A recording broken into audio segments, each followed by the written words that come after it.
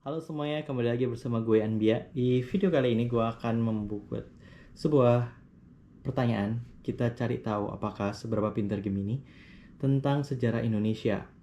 Kita mulai karena kalau misalnya secara perbabakan periode Indonesia itu mulai dari prahistori. Kalau dulu kita SMP, gue nggak tahu ya di era sekarang ini ketika mempelajari sejarah Indonesia dimulai dulu dari era prasejarah atau enggak. Kalau dulu gue SMP, which mean itu tahun tua juga gue ya, 2000-an awal, ya tahun 2000-an. Itu tahun 2000 itu gue mulai mempelajari tentang sejarah Indonesia itu dari kayak Homo wajakensis, terus Homo sapien, terus Pithecanthropus erectus, gitu-gitulah. Terus sampai pengenalan pertama kali dia menggunakan alat-alat rumah tangganya gitu, mulai dari era perunggu, terus perak, dan seterusnya gitu. Nah, lalu abis itu masuk ke era kolonial, yaitu zaman penjajahan.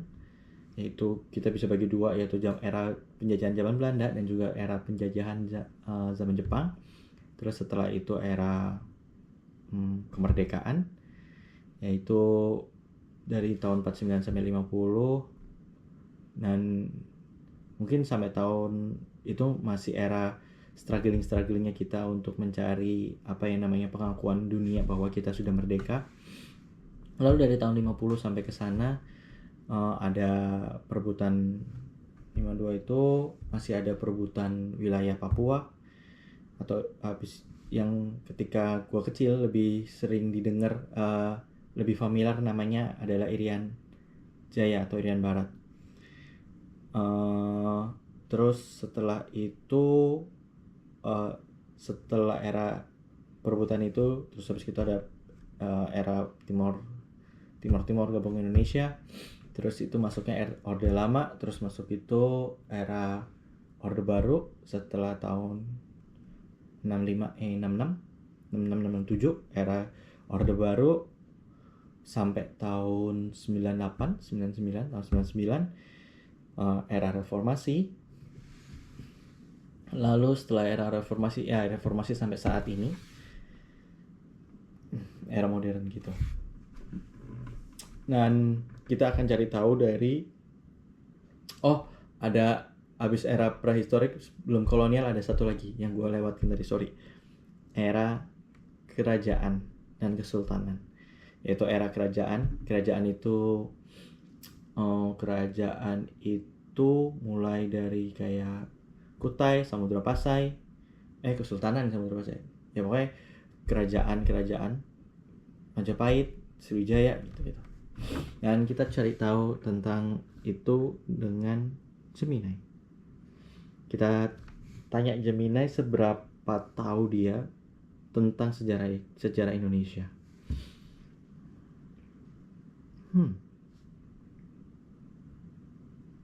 Oke. Ketika Gemini akan menjelaskan, gue nggak akan bisa ngasih omongan sama sekali karena dia akan pasti terhenti. Terus dan kalau terhenti akan susah lagi itunya, ngonekin lagi sesuai dengan alurnya. Jadi gue nggak akan ngereaksi, gue akan cuma mendengarkan aja apa yang Gemini katakan, gitu aja. Oke, kita mulai. Halo Gemini. Halo, ada yang bisa saya bantu? Apakah kamu tahu tentang sejarah Indonesia?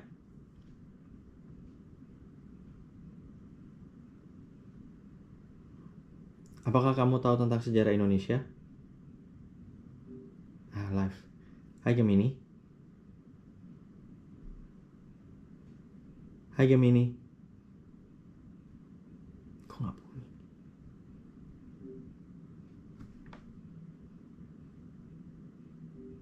Hai Gemini. Hai, apa kabar? I'm good. Gemini, apakah kamu tahu tentang sejarah Indonesia? Tentu saja, sejarah Indonesia itu panjang dan menarik banget. Kita bisa mulai dari zaman kerajaan-kerajaan besar yang dulu pernah berdiri di Nusantara, atau malah dari masa-masa awal perjuangan kemerdekaan. Kamu tertarik yang mana? Oh, apakah kamu tahu zaman prasejarah Indonesia? Zaman prasejarah Indonesia itu seru banget. Kita bisa lihat gimana nenek moyang kita dulu bertahan hidup, mulai dari berburu dan mengumpulkan makanan, sampai akhirnya mulai bertani. Oh iya, ada banyak fosil manusia purba ditemukan di Indonesia, itu juga jadi bukti sejarah yang menarik banget. Apa saja yang ditemukan fosil manusia purba di Indonesia? Di Indonesia, kita udah nemuin berbagai jenis fosil manusia purba. Ada Meganthropus paleojavanicus, si manusia raksasa dari Jawa. Ada juga Pithecanthropus erectus, yang terkenal banget berkat penemuannya di Trinil. Oh iya, jangan lupa Homo soloensis, yang dulu hidup di daerah Solo. Kita juga pernah menemukan Homo wajakensis di daerah Tulungagung. Oke. Apakah pengetahuanmu tentang prasejarah Indonesia cuma sampai di situ? Masih banyak lagi yang bisa kita bahas tentang zaman prasejarah Indonesia. Misalnya, kamu tahu nggak tentang alat-alat yang mereka pakai sehari-hari? Atau tentang lukisan-lukisan gua yang indah yang mereka tinggalkan? Tidak tahu. Kamu bisa beritahu saya? Alat-alat yang mereka pakai itu sederhana banget, biasanya masih dari batu. Kayak kapak genggam, atau kapak perimbas. Tapi seiring berjalannya waktu, alat-alat mereka mulai lebih canggih. Ada yang terbuat dari tulang atau kayu. Lukisan-lukisan gue itu juga luar biasa. Warnanya masih bertahan sampai sekarang, padahal usianya ribuan tahun. Mereka biasanya melukis hewan buruan, atau mungkin kegiatan sehari-hari mereka. Kalau guanya ada di mana saja? Gua-gua dengan lukisan purba itu tersebar di beberapa tempat di Indonesia. Salah satu yang terkenal adalah di Sulawesi Selatan, tepatnya di daerah Maros Pangkep. Ada juga di Kalimantan Timur, di kawasan Karsang Kulirang. Kalau kamu mau tahu lebih banyak, kita bisa cari informasi lebih detail tentang gua-gua tertentu. Kamu bisa cari tahu tentang itu? Iya, bisa banget. Gua-gua prasejarah di Indonesia itu banyak banget. Ada yang terkenal, ada juga yang masih jarang dieksplorasi. Kamu mau fokus ke gua di daerah tertentu, atau pengen tahu tentang gua-gua secara umum? Kalau yang secara umum, Gua-gua prasejarah di Indonesia itu tersebar di beberapa pulau besar, seperti Sulawesi, Kalimantan, Papua, dan juga Jawa. Beberapa di antaranya udah jadi destinasi wisata, tapi banyak juga yang masih belum banyak dijamah orang. Kalau kamu tertarik, aku bisa kasih tahu beberapa gua terkenal yang bisa kamu kunjungi. coba kamu kasih tahu aku yang bisa aku kunjungin. Kalau kamu pengen yang terkenal dan cukup mudah diakses, gua Leang-Leang di Sulawesi Selatan bisa jadi pilihan. Di sana ada banyak gua dengan lukisan-lukisan purba yang masih terjaga. Atau kalau mau yang menantang, gua Jomblang di Yogyakarta terkenal banget dengan pemandangannya yang unik, dijuluki cahaya surga. Gimana? Tertarik ke salah satu gua itu? Ya, mungkin. Tapi kalau misalnya gua yang belum terekspos di mana saja? Gua-gua yang belum banyak dieksplorasi itu biasanya ada di daerah-daerah terpencil, atau di kawasan hutan lindung. Misalnya di Kalimantan, Pulau Papua, atau Maluku. Tapi perlu diingat, kalau mau ke tempat-tempat kayak gini, kita harus siapin fisik dan mental yang kuat, soalnya aksesnya masih sulit. Apakah gua itu sudah ada namanya? Beberapa gua yang belum banyak dieksplorasi mungkin belum punya nama resmi. Tapi kalau kamu mau tahu lebih banyak, kita bisa coba cari informasi dari sumber-sumber lain, atau bahkan hubungi langsung komunitas penjelajah gua di Indonesia. Mereka pasti lebih tahu. Oke. Kalau alat-alat berburunya itu apa saja sih? Kala itu? Alat berburu mereka itu sederhana banget. Kapak genggam misalnya, bentuknya mirip kapak tapi lebih kasar. Biasanya dipakai untuk menguliti hewan buruan atau motong makanan. Ada juga kapak perimbas yang lebih besar, dipakai untuk menghancurkan tulang atau memotong kayu. Apakah sampai di situ aja informasi tentang prasejarah Indonesia? Masih jauh kok, kita baru bahas sedikit banget tentang zaman prasejarah Indonesia. Masih banyak hal menarik lainnya, misalnya kehidupan sehari-hari mereka, atau bahkan teori-teori tentang kepunahan manusia purba. Mau lanjut bahas yang mana? Oke, kita mulai dari keseharian mereka. Kehidupan sehari-hari mereka itu pasti sibuk banget. Bayangin, mereka harus mencari makanan sendiri, mulai dari berburu hewan sampai mengumpulkan buah-buahan. Belum lagi bikin alat-alat sederhana yang mereka pakai. Mungkin kamu mau dengar cerita tentang gimana mereka membagi tugas, atau tentang tempat tinggal mereka? Dua-duanya, cara mereka membagi tugas dan tempat tinggalnya. Pembagian tugas mereka itu sederhana aja. Biasanya, yang kuat dan lebih suka tantangan bakal jadi pemburu, bertugas mencari hewan. Sementara yang lain mungkin lebih fokus cari makanan lain, kayak buah-buahan atau umbi-umbian. Tempat tinggalnya juga sederhana, seringkali memanfaatkan gua-gua alami untuk berlindung. Kadang-kadang mereka juga bikin gubuk dari ranting-ranting pohon. Oh, jadi mereka tinggalnya di goa atau melalui gubuk-gubuk. Iya, betul banget. Mereka memanfaatkan lingkungan sekitar untuk bertahan hidup. Gua-gua alami jadi tempat tinggal yang pas, karena bisa melindungi mereka dari cuaca ekstrim. Kalau lagi berpindah tempat, mereka bikin gubuk sementara dari bahan-bahan yang ada di sekitar. Biasanya mereka berburu hewan apa? Mereka biasanya berburu hewan-hewan yang ada di sekitar mereka. Misalnya, rusa, babi hutan, atau bahkan burung besar. Tapi ingat, berburu waktu itu gak semudah sekarang. Mereka harus pinter-pinter bikin strategi dan menggunakan alat seadanya. Apakah mereka bercocok tanam juga? Iya, manusia purba di Indonesia juga udah mulai bercocok tanam, tapi itu baru terjadi di periode yang lebih akhir, namanya zaman Neolitikum. Sebelumnya, mereka masih mengumpulkan makanan dari alam. Mau tahu lebih banyak tentang cara mereka bertani dulu? Iya, boleh.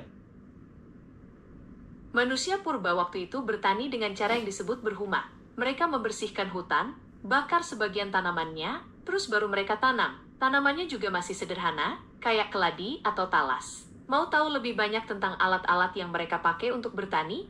Iya, saya pengen tahu. Alat-alat mereka masih sederhana, tapi cukup membantu pekerjaan mereka. Mereka biasanya pakai cangkul batu, kapak persegi, atau beliung untuk membuka lahan. Kalau mau tahu lebih banyak, aku bisa jelasin satu persatu alat-alat itu. Jelasin satu persatu. Oke, pertama ada cangkul batu.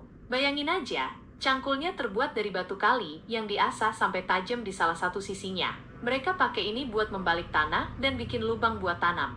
Terus, ada kapak persegi. Bentuknya kotak, terus bagian atasnya diasah sampai tajam. Fungsinya banyak banget. Bisa buat motong kayu, ngebentuk benda dari kayu, bahkan senjata. Oke. Jadi, manusia purba atau Indonesia prasejarah itu dibagi berapa zaman?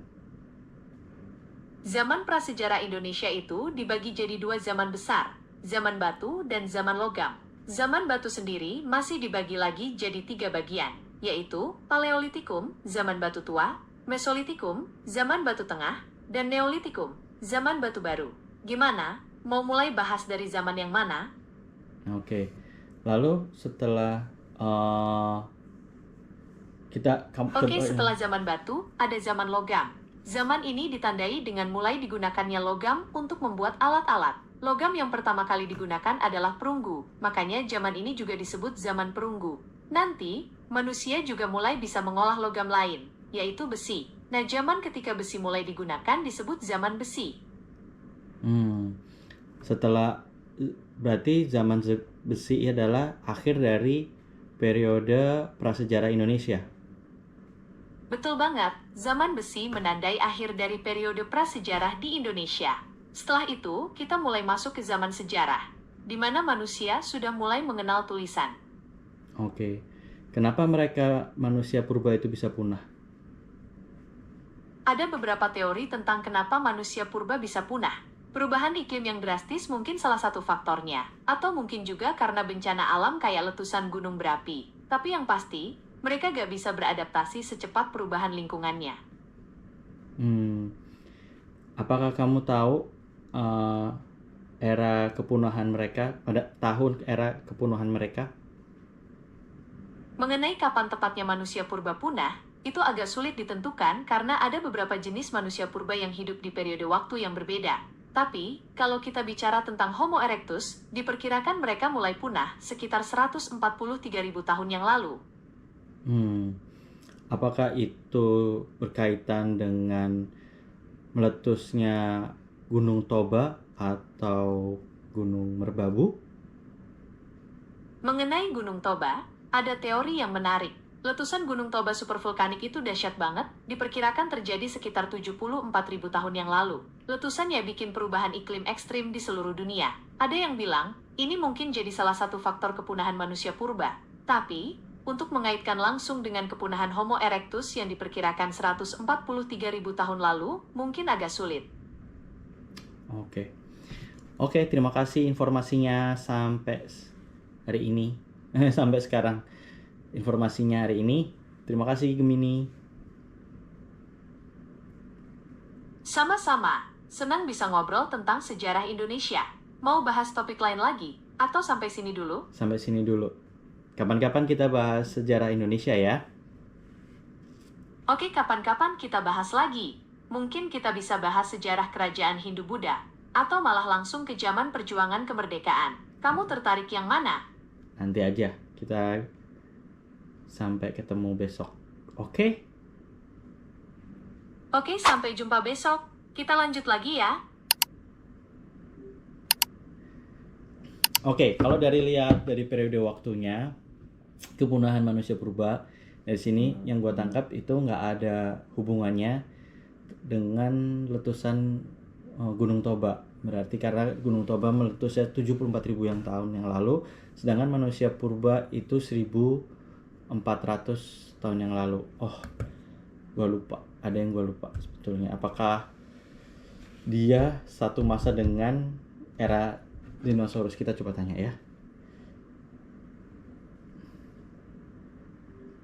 Gemini.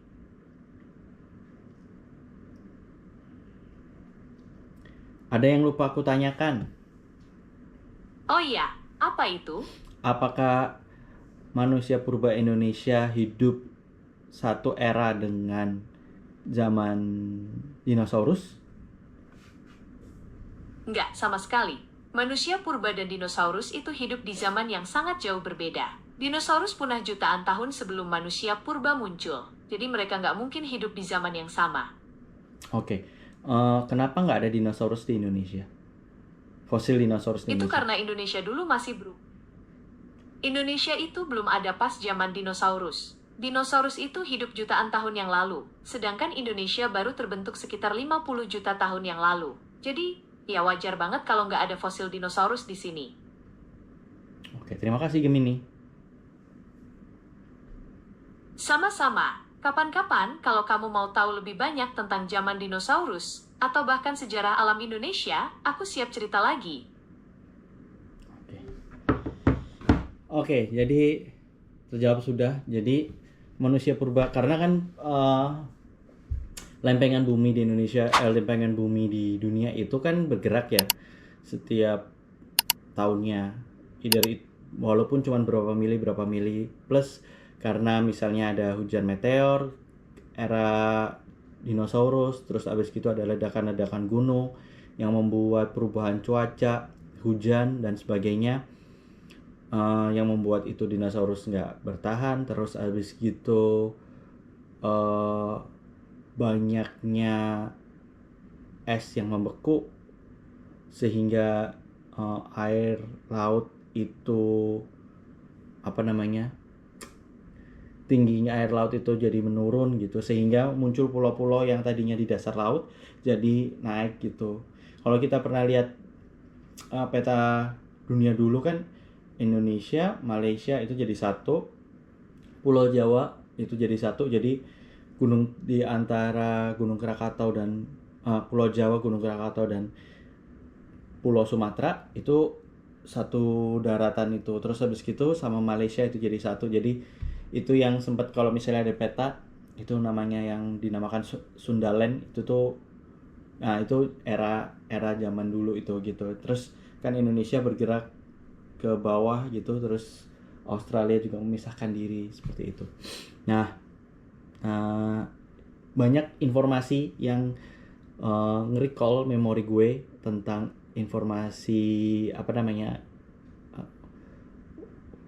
tadi, Wajakensis, terus Mesopolitikum, Megalithicum. Nah, itu dulu era zaman gue belajar di SMP sih itu, dan itu nge-recall banget. Dan dulu nilai sejarah gue nggak begitu bagus-bagus banget karena itu gue dulu suka bingung antara ini era apa, eh,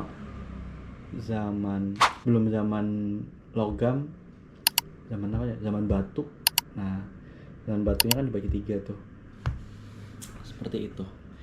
Gitu aja, dan kita cukup mendapatkan informasi yang cukup banyak dari sini dan kita bisa belajar bareng-bareng atau mengingatkan tentang prasejarah Indonesia. Next mungkin di video selanjutnya gue juga akan bikin tentang, kita akan cari tahu seberapa tahu Gemini tentang sejarah Indonesia di era kesultanan atau kerajaan. Seperti itu. Sampai ketemu di video selanjutnya. Kalau kalian suka dengan video ini, jangan lupa like dan subscribe dan share ke teman-teman kalian. Dan jangan lupa subscribe channel ini. Sampai ketemu di video selanjutnya. Bye bye.